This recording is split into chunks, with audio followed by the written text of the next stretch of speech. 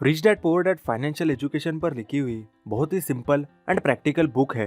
इस तरह से फाइनेंशियल एस्पेक्ट बेसिक तरीके से किसी ने टच नहीं किए। इसे ही परफेक्टली ऑथर रॉबर्ट कियोसाकी ने फुलफिल किया है। ये बुक हमारी फाइनेंशियल माइंडसेट डेवलप कराती है, जिसकी हमें बहुत जरूरत है। तो चलो शुरू करते हैं। रॉबर्ट के दो डैड थे। एक उनके रियल डैड जिन्हें रॉबर्ट पुअर डैड कहते हैं, और दूसरे रिच डैड जो रॉबर्ट के फ्रेंड माइक के डैड है। रॉबर्ट दोनों ही डैड को रिच एंड पुअर कहते थे, क्योंकि इनका सोचने का तरीका बिल्कुल ही ऑपोजिट था। और इनके माइंडसेट की वजह से रॉबर्ट को बचपन से ही बहुत कुछ सीखने मिला।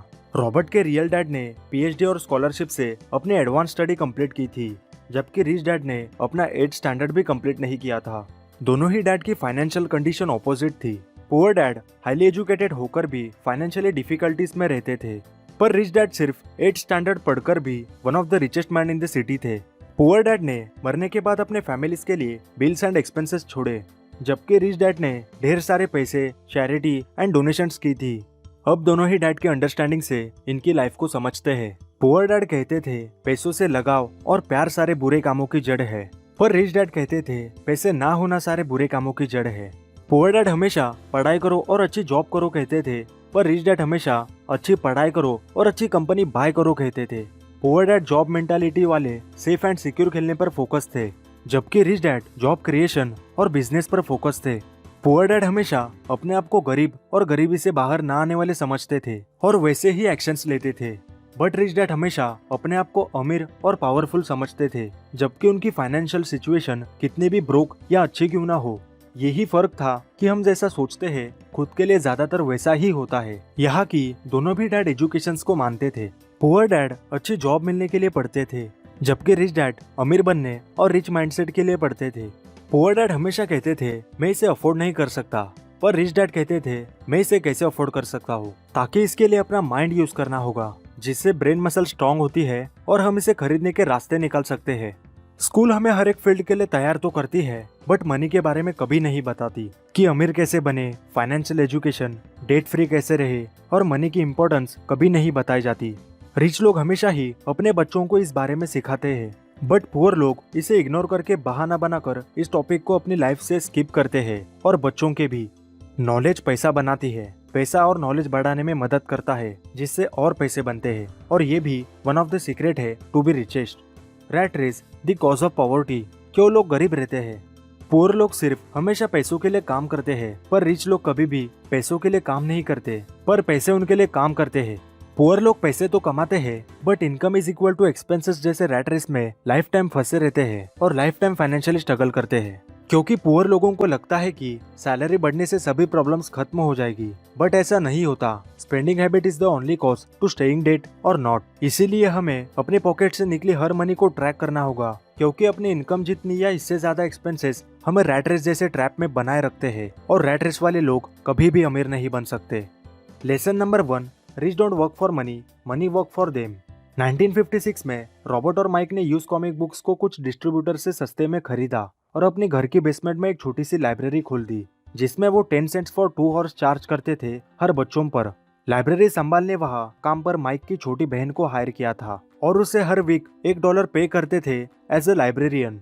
ये बातें माइक और रॉबर्ट को रिच डैड ने सिखाई थी। पैसों के लिए काम मत करो, बल्कि पैसों को अपने लिए काम पर लगाओ। इसे ही यहाँ इम्प्लीमेंट किया है। अब माइक और रॉबर्ट को बिना काम किए पैसे मिल रहे थे इस सिस्टम को क्रिएट करने की वजह से। अब पैसा माइक और रॉबर्ट के लिए काम कर रहा था, ना कि ये दोनों पैसों के लिए काम कर रहे थे। हमें भी कैसे मनी हमारे लिए काम कर सकती है, इसकी रिसर्च करनी होगी, जैसे ही इन दो छोटे बच्चों ने की थी इन 1956। सब माइंडसेट है, उम्र कुछ भी हो। Lesson number 2, financial literacy. बहुत सारे businessman, politician, president, CEO, celebrities, sport personalities अपने पीक पर बहुत रिच होते हैं, बट कुछ सालों के बाद ही वो बैंकरप्ट, जेल, सुसाइड या फिर पॉवर्टी में आ जाते हैं। इसकी मेन वजह होती है कि ये लोग ज्यादातर लग्जरीज पर और स्पेंडिंग्स पर फोकस करते हैं, बट रॉबर्ट कहते हैं कि अपनी फाइनेंशियल एजुकेशन पर फोकस करो। फाइनेंशियल एजुकेशन का purpose create money, grow money and maintain wealth होता है। अगर आपके पास फाइनेंशियल एजुकेशन नहीं है तो ज्यादा पैसे भी नहीं होंगे।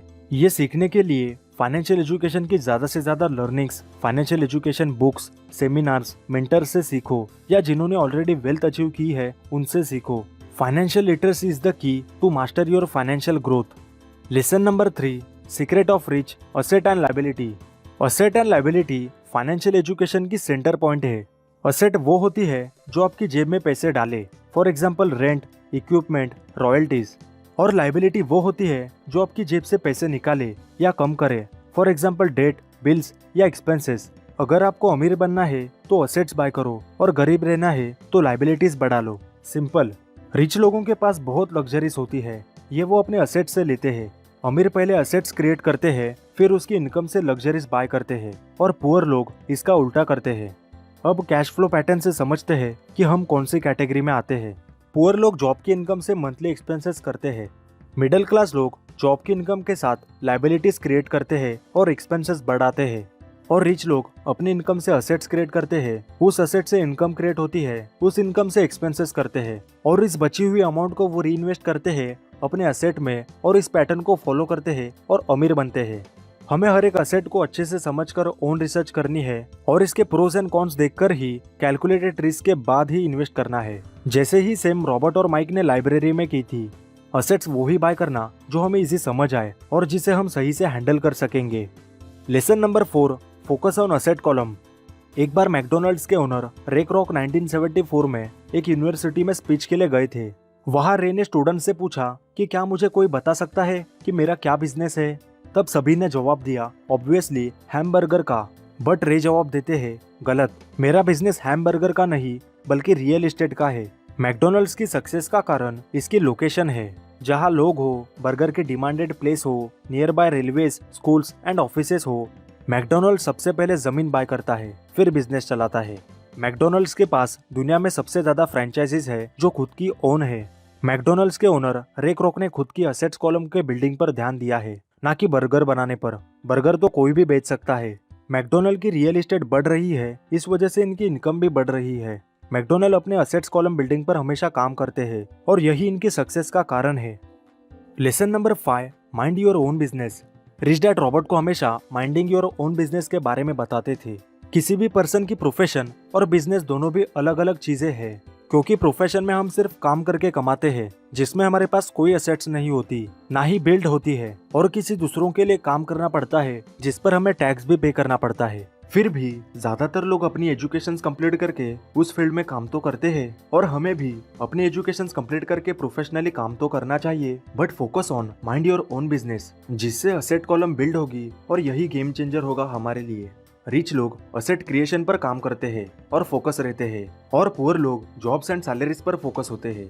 ऑथर हमें जॉब्स के साथ असेट बिल्डिंग पर फोकस करने कहते हैं, साथ ही अपने एक्सपेंसेस को बहुत लो रखें ताकि ज्यादा से ज्यादा पैसे बचे और हम असेट बिल्ड कर सके। हम इन असेट्स में बेसिक से इन्वेस्टिंग स्टार्ट कर सकते हैं, जैसे कि mutual funds, stocks, bonds, gold and silver, land, real estate and equipments पर हम इन्वेस्टिंग कर सकते हैं। हर एक असेट्स को अच्छे से समझकर ओन रिसर्च करके इन्वेस्टिंग करनी है। रिच और पुअर मेंटालिटी का फर्क है। पुअर सबसे पहले लग्जरीज एंड डिजायर बाय करते हैं, जबकि रिच सबसे पहले असेट्स बाय करते हैं। हमें जॉब के साथ माइंड योर ओन बिजनेस पर काम करना होगा, क्योंकि इससे हमारी जॉब की डिपेंडेंसी कम होगी और हम भी रिच क्लब में पार्टिसिपेट कर सकेंगे।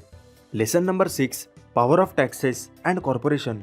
आज के जमाने में हम मोस्टली इन टैक्सेस को पे करते हैं, जैसे कि income tax, capital gain tax, goods and service tax और भी बहुत सारे टैक्सेस पे करते हैं। अगर हम लोग 12 महीने काम करते हैं तो 4 से 5 महीने की इनकम गवर्नमेंट को जाती है as a form of tax. Tax को गवर्नमेंट नेशन बिल्डिंग एक्सपेंडिचर में यूज करती है। पुअर लोगों का मानना होता है कि रिच लोगों ने ज्यादा से ज्यादा टैक्स पे करने चाहिए, बट होता इसका उल्टा ही है।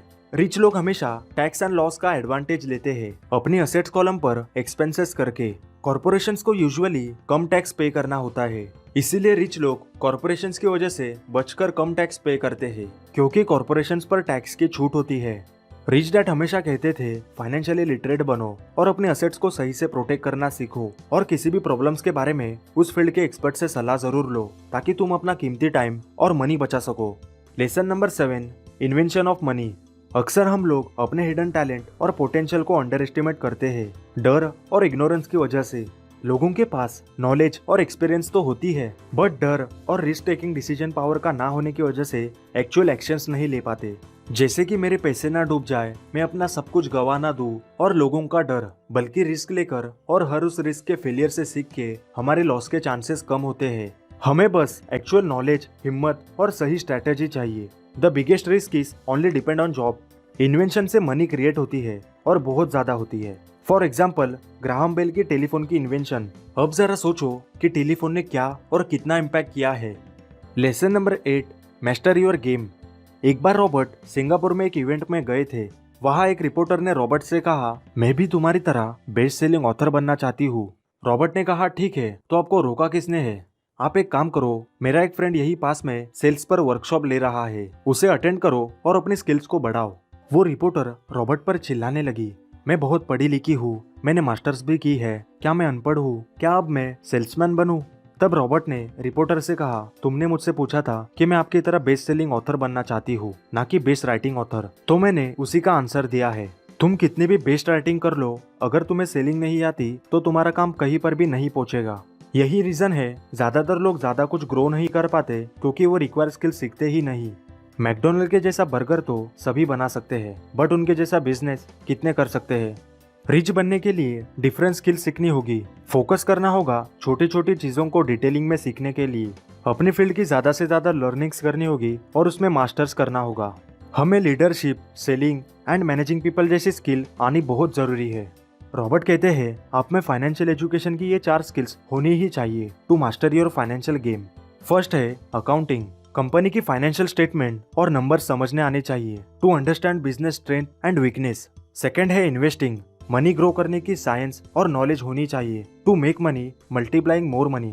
थर्ड है understanding market, human behaviour and demand. Fourth है लॉ। लॉ को समझना बहुत सारे बैरियर से बचाता है और हमारी ग्रोथ में मेजर रोल प्ले करता है। तो ये थी रिच डैड पुअर डैड की डिटेल बुक समरी। लाइक करें इस वीडियो को, नीचे अपने कमेंट्स ड्रॉप करें, शेयर करें इसे अपने फ्रेंड्स एंड फैमिली के साथ, एंड सब्सक्राइब करके बेल आइकन दबाएं ताकि आने वाले सभी वैल्यूएबल वीडियोस आपसे मिस ना हो। Have a great aim, achieve it, all we can succeed, क्योंकि हमारा अल्टीमेट गोल इस दुनिया को बेटर प्लेस बनाने का होना चाहिए। Thank you for watching.